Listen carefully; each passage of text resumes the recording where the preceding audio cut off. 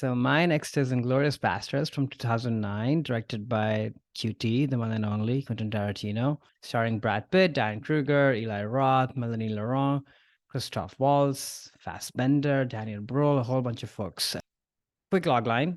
In Nazi-occupied France during World War II, a plan to assassinate Nazi leaders by a group of Jewish US soldiers coincides with a theater owner's vengeful plans for the same.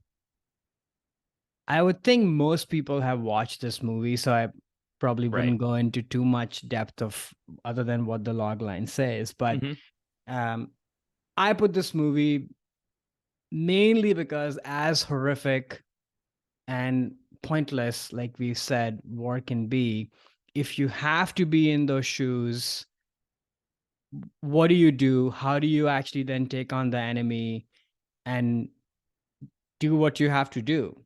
You know, this is sort of what this movie symbolizes for me.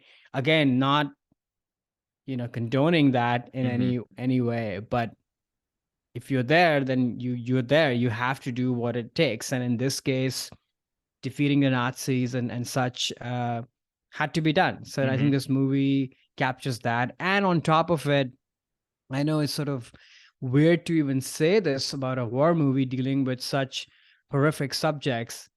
It's really fun. Definitely is. Yeah. This is probably the movie that got me onto Tarantino in a big way. I hadn't seen all of his stuff, but then it sort of made me more curious. I think it's probably his most mainstream movie, I would think. So I think that worked on me. But curious, I'm sure you've seen this, had seen this before. Yeah. I saw this opening weekend. Huge Tarantino fan, especially at the time. And I really enjoyed it. I think, and in terms of his overall filmography, it's sort of middle to back end for me, but I still think it's a fantastic film. Great performances, a great suspense, and just like you said, it is fun. I mean, I think he's harkening back to those Men on a Mission, World War II films from the 60s and 70s, Dirty Dozen, Battle of the Bulge, Guns of Navarone, and those are all fun adventure movies, and that's the tone I think he's trying to take in this. Yeah, I totally agree. And then the whole suspense and thriller aspect of it is actually, that's what makes it fun in a way. And then, I know he's gotten a lot of criticism for like revisionist storytelling and history making, maybe even making light of certain things that are so horrific, like the Holocaust and such. But and those, frustrations or criticisms are obviously justified for whoever feels that way. But to me, it sort of always felt that he's very aware of all the stuff that has happened and how bad it is. But that said, like you said, I agree with that too. There's no anti-war film per se. Right. And this one, because of its fun nature and the vengeance aspect of it, it actually ends up glorifying war even more. Some might argue, and I might argue too. So it's complicated for sure. That on one moment you sort of catch yourself, putting your fists up in the air that, oh yeah, he got the bad guys. But then very quickly, right, the next second, you're then left with, oh, what does this actually mean? Did you actually get them? And even if you got them, there's so much other stuff at stake now that has to be dealt with. And we're still dealing with that in real life. So, it's complicated. No, it definitely is. And actually, you mentioned the vengeance aspect of this film. And actually, on this rewatch, so I hadn't seen the movie in maybe like 4 years. I enjoy it. I put it on every so often. But that theme of it really stood out to me kind of for the first time, which is sort of weird because, like, I think Quentin Tarantino, every movie of his deals with revenge in some way. Like, that is a theme that runs through his entire filmography. And personally, I feel that like revenge is a terrible thing, and that is a very evil, I don't know, emotion or whatever you want to call it.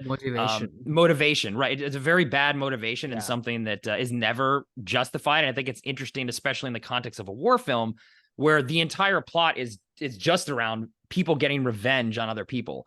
And then I was thinking too about a lot of American wars that were fought for unjust reasons. They would invent these causes of revenge. Oh, we need to get revenge because of the Gulf of Tonkin incident, which was a fake reason to start the Vietnam War, the sinking of the Maine, which is a fake reason to start the Spanish-American War. So like revenge is something that's easy to like, play off that emotion for those in power to get wars started.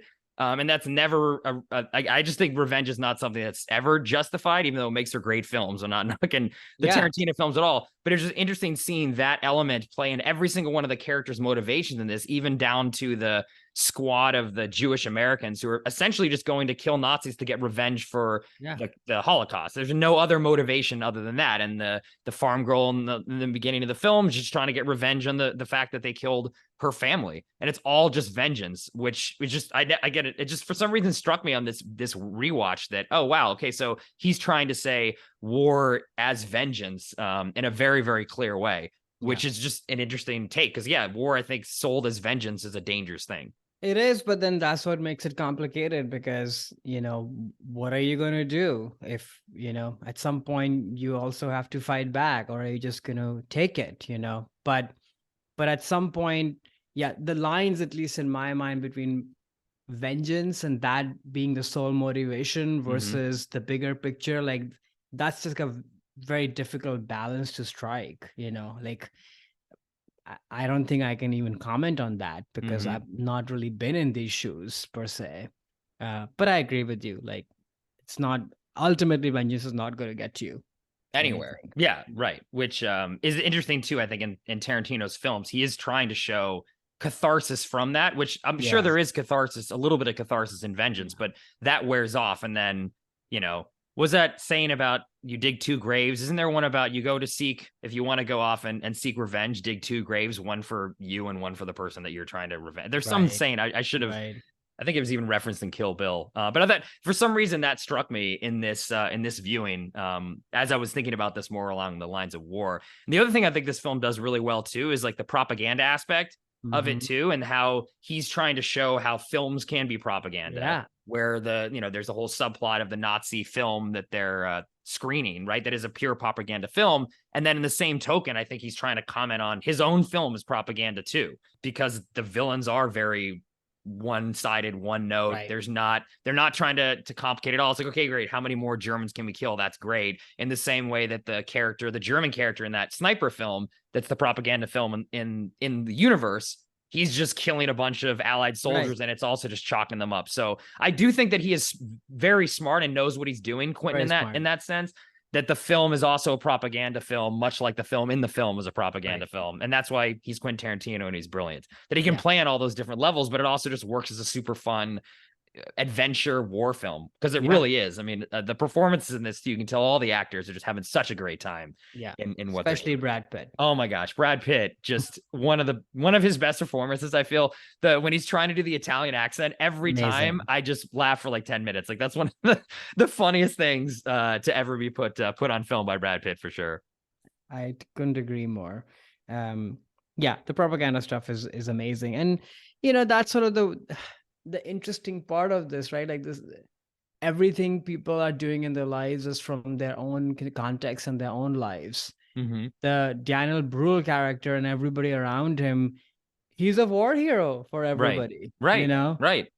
But if you look at it from a pure execution outcome standpoint, the other people who are killing for their reasons, it's the end output is the same for everybody. You're just killing people, right? So it's sort of interesting that how that is. And they're war heroes on this side, but they also think that they're war heroes. It's so interesting and fascinating in that regard. Yeah, no, I think that's interesting too, that they show so much of the adoration that he has amongst the German folks and the Nazi sympathizers. And it does make you think, like everyone, the sides of the war, they're all the same in terms of what they, what their propaganda is, what they valorize. It's all the same thing. It's just on the other side. And that's, we're all humans, Exactly. Yeah. Hey there, it's Alex. If you like the review and discussion Karan and I just had, make sure you subscribe to our channel, Movies That Shaped Us, to get full episodes. Every other Wednesday, Karan and I cover a topic around important people, places, events, and moments in our lives, and then explore it through 3 of our favorite movies. Subscribe right now, or follow our podcast on Spotify or Apple Podcasts via the link in the description below. Hope you join us for the journey.